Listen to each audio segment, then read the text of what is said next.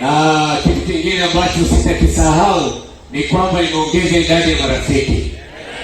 Kuna wale wachache ambao nilipata bahati ya kutembelea nyumba zao kwenye kile kipindi kilichopita. Leo nimekutana nao live na wengine wakiwa wameongeza uzito, yaani wamenenepa.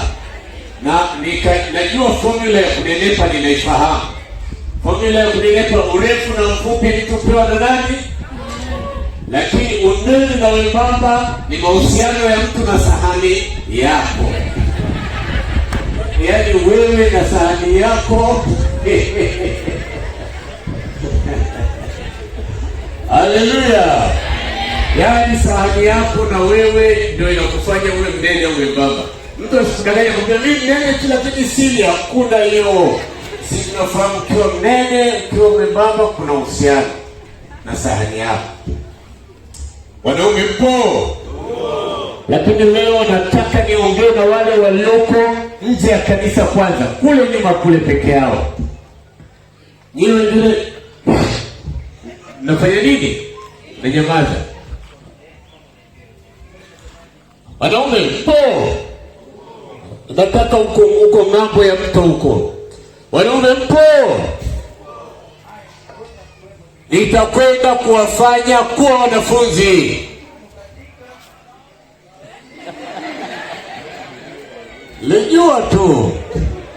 Nilijua tu kwamba mnawategea hawa. Na ndio maana leo nikaamua kasema leo ninaanza na nini? Tunasema mtaa wa Kishiri, makambi mtaa wa Kishiri 2021. Hapo yetu. Sawa Popote na Yesu nitafanya nini? Kina mama, sasa wapokeeni hao, maana nitawafuata tena ninyi mkiwategea. Wote wanaume nitakwenda kuwafanya kuwa wanafunzi. Popote na Yesu nitakwenda. Popote na Yesu nitakwenda.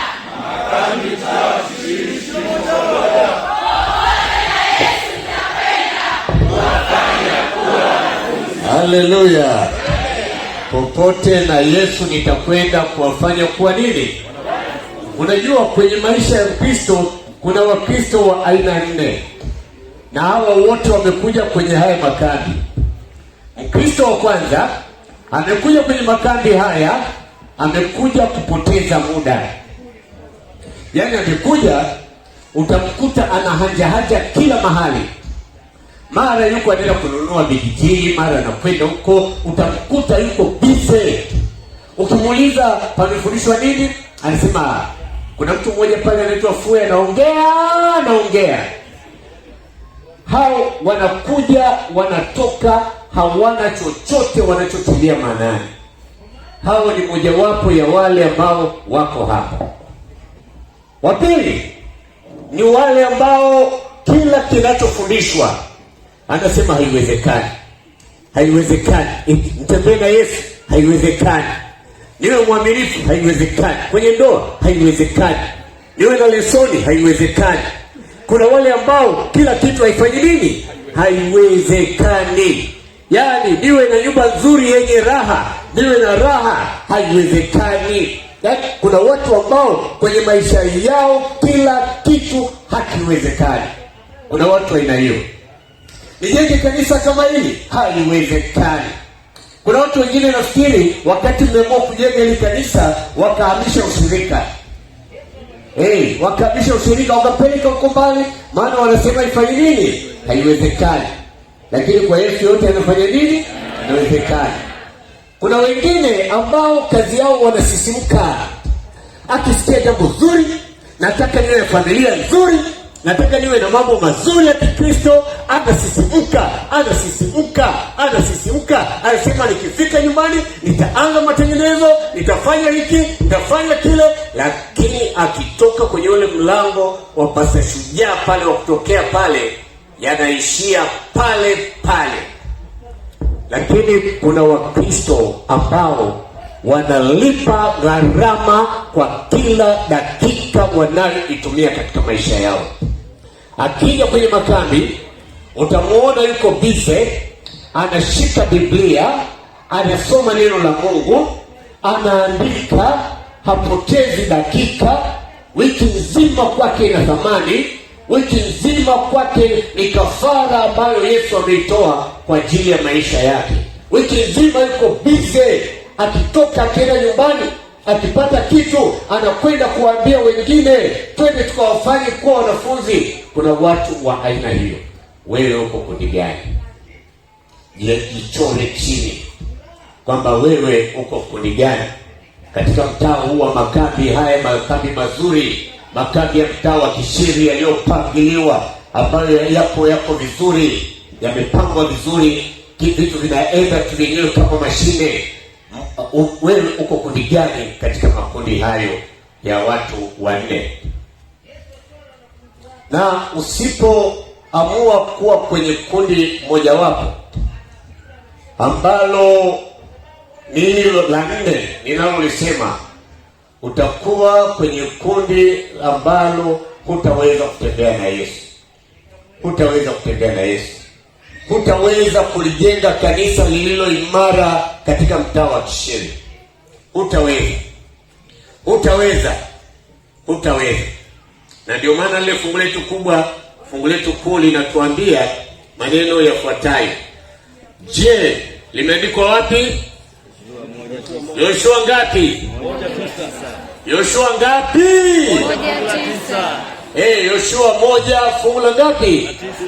9. Ninaanza na wewe unifuate kwa sauti kubwa kupita kawaida. Je, si mimi niliyekuamuru? Uwe hodari na moyo wa ushujaa. Wala usifadhaike. Wala usiogope. Kwa kuwa Bwana Mungu wako yu pamoja nawe kila uendapo. Unajua kwa nini fungu hilo nalipenda? Kwa sababu linaniambia mimi kwamba nisiogope. Changamoto zitakuwepo. Hawezi kuambia uwe na moyo wa ushujaa kama hakuna changamoto. Hawezi kukuambia usifadhaike kama hakuna mambo yanayofadhaisha. Yako mambo mengi yanayoniletea changamoto, lakini Biblia yangu inaniambia usifanye nini? Usiogope. Neno la Mungu linaniambia usiogope. Linaniambia lakini uwe na akili zenye akili. Uwe mwenye kukesha. Ukaangalie mambo gani kwenye familia yangu yanataka kufa, ni ya karabati, ni ya rekebishe. Kama maombi yamepungua, rekebisha maombi. Kama kusoma neno la Mungu imepungua, rekebisha. Ndiyo maana ya makambi. Na ndiyo maana ya makambi katika makambi haya. Somo langu fupi la leo linasema siri muhimu ya kutembea na Yesu kila siku. Siri muhimu ya kutembea na Yesu kila siku. Na nimeendelea pale mbele nimeandika shule ya Sabato. Siri muhimu ya kutembea na Yesu kila siku. Shule ya Sabato.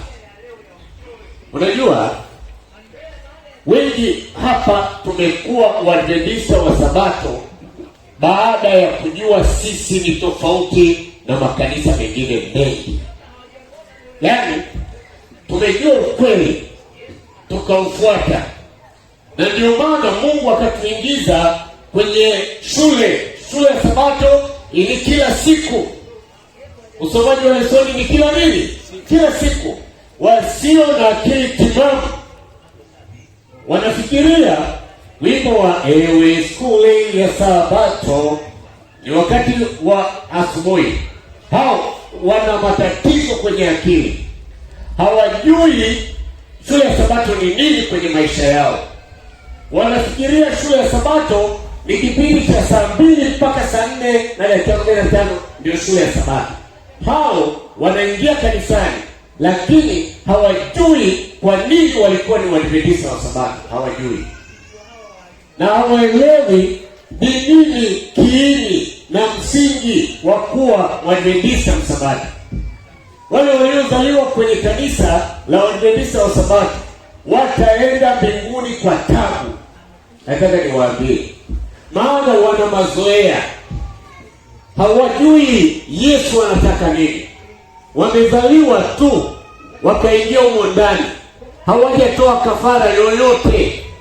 Wamekuja wanakutana na kina makunja ambao walikuwa huko kwenye upagani huko, wakaja wakaingia ndani kwenye kanisa, wanachapa kazi, wana Mungu wao wanaomjua, wana tofauti walioipata wakitoka huko duniani wakaingia ndani. Na unajua, ili uweze kutembea na Yesu, leo nakwambia, ili uweze kutembea na Yesu halafu umeacha shule ya Sabato pembeni, huwezi kutembea na Yesu. Maana kutembea na Yesu ni kila siku. Lazima upige maktari kila siku, neno la Mungu kusoma kila siku, kushuhudia kila siku, ndipo utaweza kutembea na Yesu. Unaacha kutembea na Yesu, unatembea naye siku ya Sabato tu, utakuwa mpagani mwadhimisha Sabato ndani ya kanisa, utakuwa mpagani. Na ndio maana kauli mbiu ya kanisa ulimwengu mzima ni kwenda kuwafanya watu kuwa wanafunzi wa Yesu. Na huwezi kuwafanya watu kuwa wanafunzi wa Yesu kama wewe sio mwanafunzi mwaminifu wa shule ya Sabato. Haiwezekani. Kama kale kapeji kamoja, sijui ile mtajamu lesoni ziko wapi, kale kapeji kamoja, hata kakurasa kamoja kalesoni, huwezi kukasoma, alafu ukapewa ni Biblia zima, utalisomaje? Kapeji kamoja kamekushinda, utasomaje? Utawezaje tena kusoma hivi vitabu vinavyotengenezwa vingine? Kama hiki nyenzo la uinjilisti wa maisha ya familia, sijui amesema vibaki sijui vinne hapo vitano. Utawezaje kama wewe hata lesoni kurasa moja tu kwenye maisha yako inakushinda? Huwezi kuwa mwanafunzi wa Yesu. Kwa nini tudanganyane? Kwa nini tuambiane uongo? Lazima mwanafunzi wa Yesu atajua yeye kwa nini amekuwa mwadventista wa Sabato. Kanisa la Waadventista wa Sabato tunatakiwa kufuata wito wa Yesu, nitakwenda kuwafanya kwa nini? Kwa wanafunzi wa Yesu. Tusome yale mafungu ambayo mmeyazoea sana. Mathayo 28 fungu la 19 na 20. Hebu tusome tusikilize kwamba Biblia inatuambia nini kwenye Mathayo 28 fungu la 19 na 20. Neno la Mungu linasema, inarudia kusudi uyaandike, useme yule jamaa alikuwa anaongea maneno yake, ndio maana narudia. Asante. Nasema, ndio, basi enendeni mkawafanye mataifa yote kuwa wanafunzi, mkiwabatiza kwa jina la Baba na Mwana na Roho Mtakatifu. Maagizo kabla Yesu hajaenda mbinguni, akitaka kuwaambia wanafunzi wake kwamba ninawaachia ujumbe gani ulio muhimu kuliko yote, anawaambia basi enendeni ulimwenguni wote mkawafanye mataifa yote kuwa wanafunzi wangu, mkiwabatiza. Nendeni, lazima utoke, na huwezi ukatoka ukaenda kama una kitu cha kwenda kuambia watu. Fungu la 20 linasema, na kuwafundisha kuyashika yote niliyowaamuru ninyi. Na kuwafundisha kuyashika yote niliyowaamuru ninyi. Na tazama, mimi nipo pamoja nanyi siku zote. Tazama, mimi niko pamoja nanyi hata ukamilifu wa dahari. Hata mambo ya wege nitakuwa pamoja nanyi. Tena nasema sio kwamba nendeni mkawafundishe. Utawafundisha nini kama ukusoma? Utawafundisha nini? Utawaambia nini? Kama unasoma mara moja kwa mwaka, alafu kesho unaacha, leo unasoma, kesho unaacha, leo unasoma, na kanisa la Waadventista wa Sabato limeandaa mpango maalum kwa ulimwengu mzima, kila mahali. Ni kanisa la neno, ni kanisa la watu wanaosoma sana neno la Mungu. Unajua leo tumekuwa na Waadventista ambao hawasomi, wanataka kusikiliza tu. Yaani tuna Waadventista ambao wanataka kusikiliza tu, hawataki kusoma.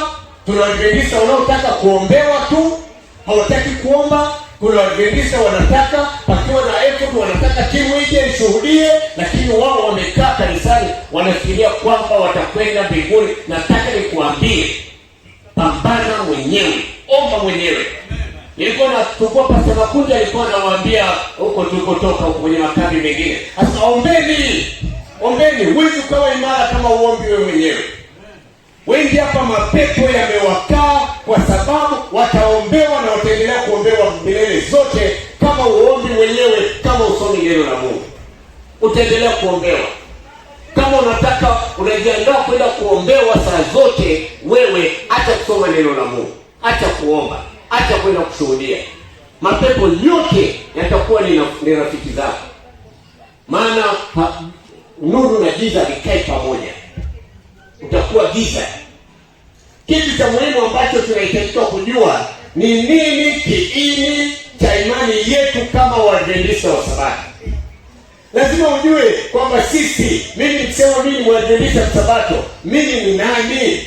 Mara tu unapomwamini Yesu na kumfuata katika ubatizo, utakuwa unaanza mianzo mipya ya kuwa mwanafunzi wa Yesu, tena milele zote. Yaani mimi sina nimesomea utungaji. Lakini mimi ni mwanafunzi wa Yesu milele zote. Yaani haijalishi pasi umesoma madigrii yako yote. Kwamba umesoma na nini? Kuwa mwanafunzi wa Yesu ni milele zote. Na ndicho kinachomfanya mtu kuwa Mwadventista wa Sabato. Sikilizeni rafiki yangu.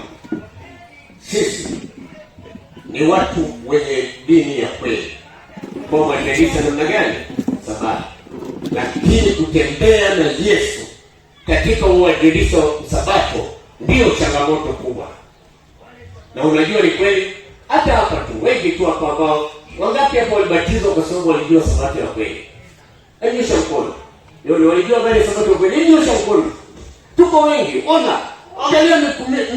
Angalia kote huko nyuma huko, kote huko. Tulibatizwa kwa sababu tulijua ukweli wa Sabato.